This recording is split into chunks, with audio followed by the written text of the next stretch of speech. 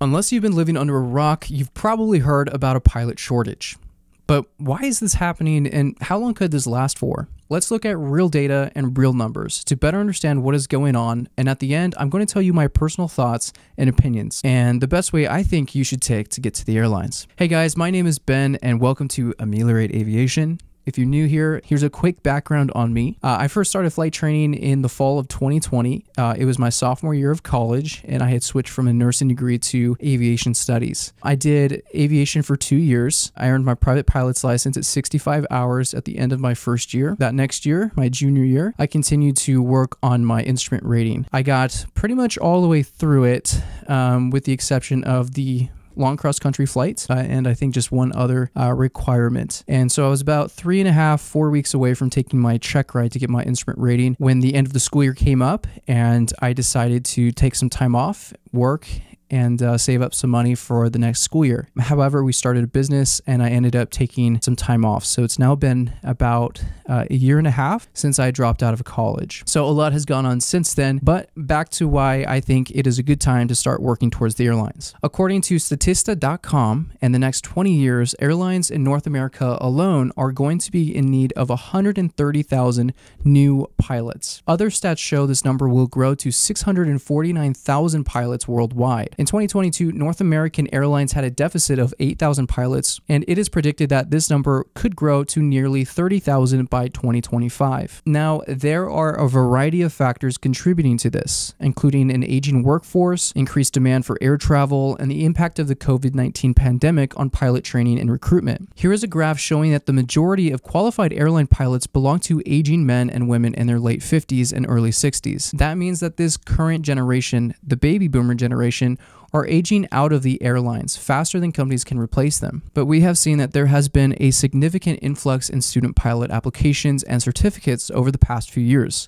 Young people are beginning to see this as their golden opportunity for a career in the airlines. Here is a graph showing just how much the total number of student applicants have increased from 1990 to 2020. You can see from this graph that during the era between 1990 to 2009 was slowly trending downward, meaning that obviously less students were applying for flight school. But right after 2016, those numbers are quickly shooting up. You can see a major economic trend happening here. The combination of the 9/11 tragedy and the 2008 housing market crash took a dramatic turn in our nation's economy and especially affected the airline industry. But over the past decade, we've seen things really start to turn around as demand for air travel increases. Albeit, it's hard to find specific updated numbers in 2023 for just how many new student pilots there are. But I've heard even higher numbers of students applying for flight school within the past year. So the question remains, will there be as much of a demand as many polls are predicting in the oncoming years? It's hard to say.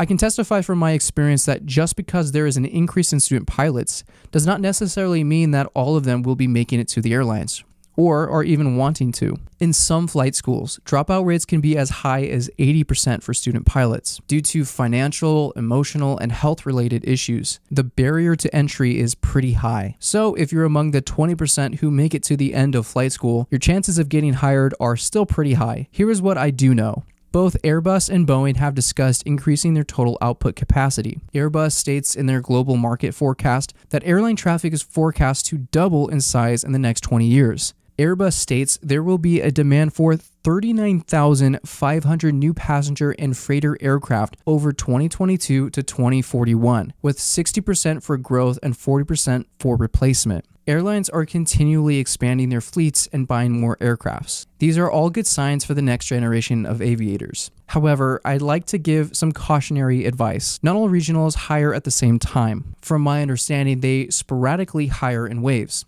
For example, at the end of my first year in flight school, all the CFIs except one got hired into Horizon Regional Airlines. But the following years, I've had several friends, great people, overqualified, not end up getting a position because they had already filled their quotas. But while at the same time, many of them were getting hired at other regional airline companies. So it really depends on where you land on that hiring wave. You may not always get your first pick when it comes to the airlines, but it is more important to get your experience and your 500 hours in before moving to the next big thing. In conclusion, as the aviation industry faces a significant pilot shortage, now is the opportune moment to enroll in flight school and enter the thrilling world of aviation. Even if you find yourself at the tail end of hiring waves, a career as a pilot offers an enticing lifestyle, attractive pay, and rewarding benefits. So all I say is embrace the chance to navigate the skies. Thanks so much for watching, guys. If you enjoyed it, please give this video a like and subscribe down below. Every time you guys subscribe, every time you guys like the video, it pushes the video out to more people, helps me to make better and more videos like this. At the same time, it also on the back end helps to support me on pursuing my own aviation career. So thanks again. I really appreciate you being here, and I can't wait to see you in the next video.